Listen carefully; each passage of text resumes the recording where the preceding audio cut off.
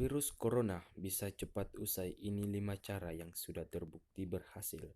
Jika semua orang terlibat, kita pasti menang melawan COVID-19.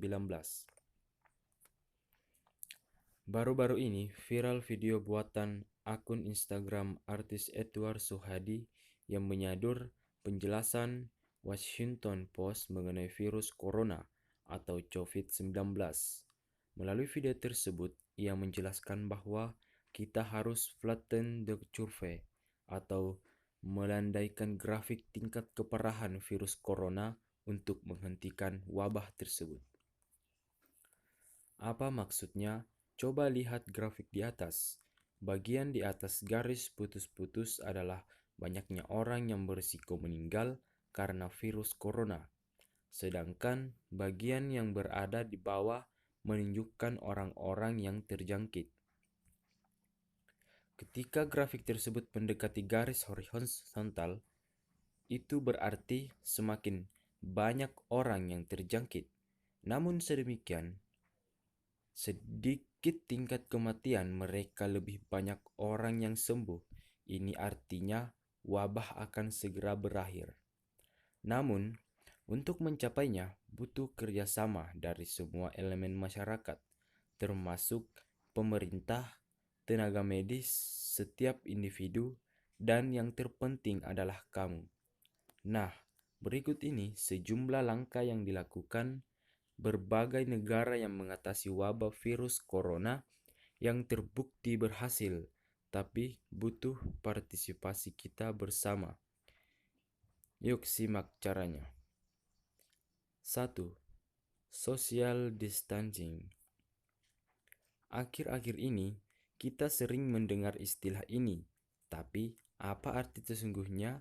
Menurut Centers for Disease Control and Prevention atau CDC, social distancing adalah pencegahan kontak dekat antara orang yang sehat dengan yang sakit untuk menghindari penularan penyakit.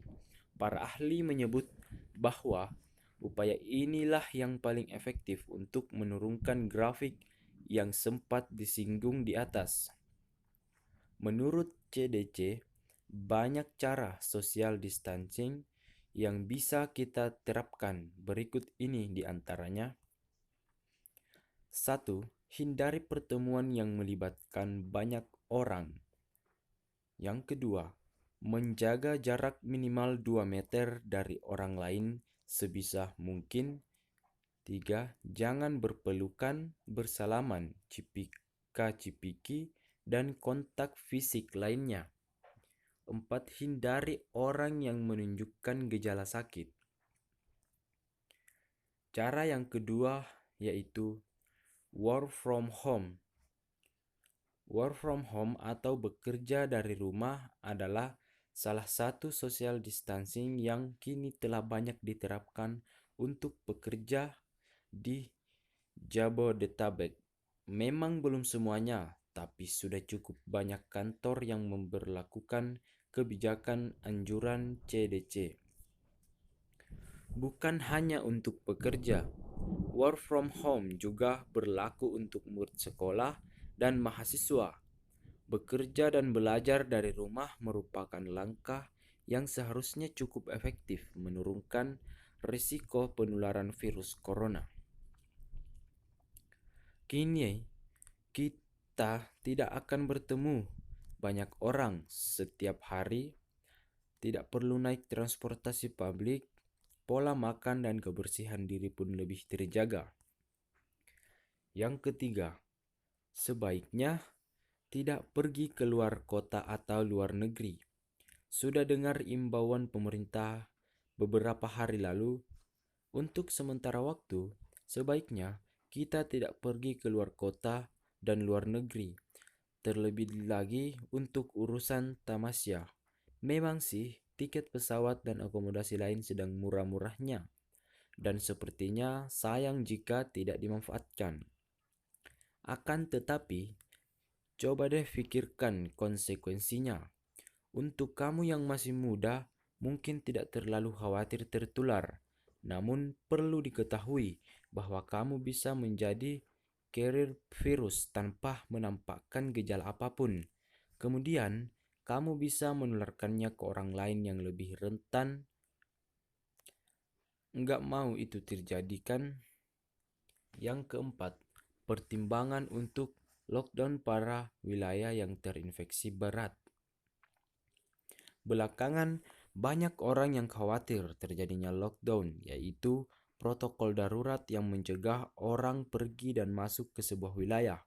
Kebijakan ini sempat terjadi di Wuhan atau Tiongkok, Daegu atau Korea Selatan, dan yang terbaru adalah sejumlah kota di Italia.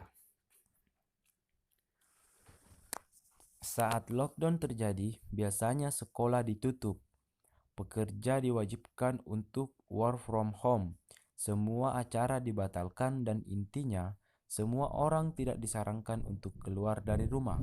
Walaupun cara ini seringkali membuat warga stres, pengaruhnya dalam memperlambat laju virus cukup signifikan.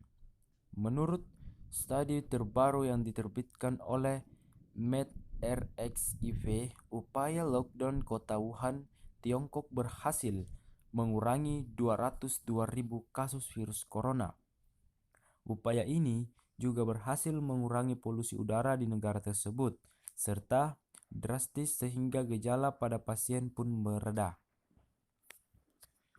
Cara yang kelima yaitu apa yang harus dilakukan oleh setiap orang-orang yang harus tetap beraktivitas di luar. Melakukan cara-cara di atas tentu bukanlah persoalan yang mudah. Ada pekerjaan tertentu yang memaksa kita untuk beraktivitas di luar dan keramaian. Contohnya tenaga medis, pegawai pelayanan publik, pegawai retail, dan mereka yang dibayar harian. Jika kamu termasuk dalam golongan tersebut, nggak perlu memaksakan diri. Cukup jaga dirimu, kesehatanmu, dan kebersihanmu. Virus tidak akan menginfeksi jika kamu memiliki sistem imun yang kuat.